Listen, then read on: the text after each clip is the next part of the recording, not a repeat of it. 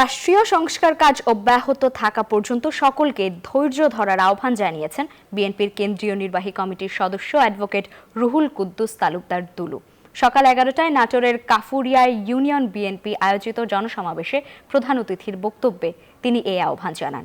বিএনপির নাম ভাঙিয়ে চাঁদাবাজি, দখলদারিত্ব এবং হুমকি ধামকি দেয়া হলে তাদের দল থেকে বহিষ্কার করা হবে বলেও হুঁশিয়ারি দেন তিনি।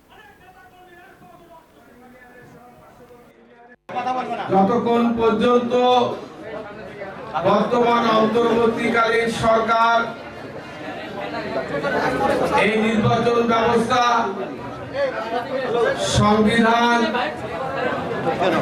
জুডিশিয়াল যতক্ষণ পর্যন্ত এই সংস্কার কর্মকাণ্ড অব্যাহত থাকবে ততক্ষণ পর্যন্ত আমাদের নাটোরের সর্বস্তরের জনগণ, বিএনপির নেতাকর্মীদেরকে ধৈর্য ধারণ করতে হবে।